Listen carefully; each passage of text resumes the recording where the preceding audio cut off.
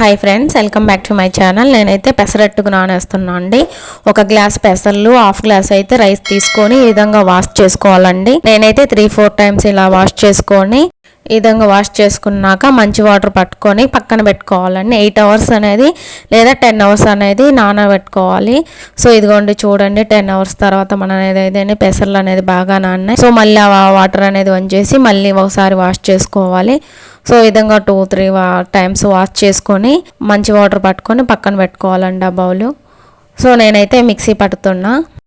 Mixie bowl తీసుకొని కొన్ని పెసర్లు వేసుకుంటే ఈ విధంగానే కొన్ని వాటర్ పోసుకొని మిక్సీ పట్టుకోవాలండి. సో మిక్సీ మొత్తం ఫైన్ పేస్ట్గా పట్టుకొని ఒక బౌల్లో వేసుకోవాలి ఆ పిండి. సో మిగతాయి కూడా ఈ విధంగానే మిక్సీ పట్టుకోవాలి.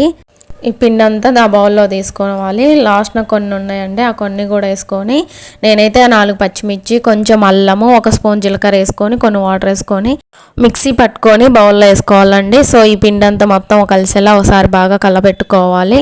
ఈ విధంగా కలబెట్టుకున్న తర్వాత క్యాప్ పెట్టుకొని పక్కన పెట్టుకోవాలండి. సో మార్నింగ్ చూడండి మన పిండి అనేది బాగా పులిసింది. సో ఈ విధంగా మనం ఒకసారి బాగా కలపెట్టుకొని నేనైతే మార్నింగ్ యూజ్ అయినంత వరకు ఒక బౌల్ తీసుకొని మిగతా అదంతా పిండి ఫ్రిడ్జ్లో స్టోర్ చేసుకున్నాను అండి.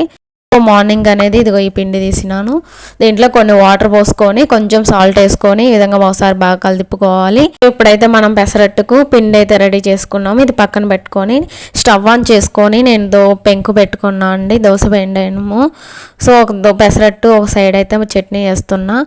సో మన దోశ అనేది ఇటు సైడ్ అవుతుంది, అటు సైడ్ ఏమో పచ్చిమిరకాయల పచ్చడి అవుతుంది. సో మన దోశ అనేది చూడండి ఎంత పర్ఫెక్ట్గా ఎంత కలర్ఫుల్గా ఉందో. సో ఈ విధంగా అనేది మనం ఎన్ని దోశలు కావాలంటే అన్ని దోశలు వేసుకోవచ్చు. సో నేను పెసరట్టు అనేది పర్ఫెక్ట్గా రావాలంటే నేను చెప్పిన పక్కా కొలతలతో ఒకసారి ట్రై చేయండి. ఇటు సైడ్ దోశ, అటు సైడ్ చట్నీకి 2 సైడ్లు అనేది పొయ్యి అనేది వేసి పని చేస్తున్నా అండి. సో మార్నింగ్ అంటే మనకు తెలుసు కదండి, హడావిడిగా ఉంటుంది. సో నేనైతే ఒకేసారి 2 పనులు అవుతాయని ఇలా చేస్తున్నా. సో దోశలన్నీ చూడండి మనకి ఎంత కలర్ఫుల్గా ఉన్నాయి. సో దోశలన్నీ ఈ విధంగా వేసుకొని పక్కన పెట్టుకుంటున్నా అండి. సో పచ్చిమిరకాయల పచ్చడికి మనం మధ్యలో ఈ విధంగా కలదిప్పుకుంటూ ఉండాలి, లేదంటే మాడిపోతాయి.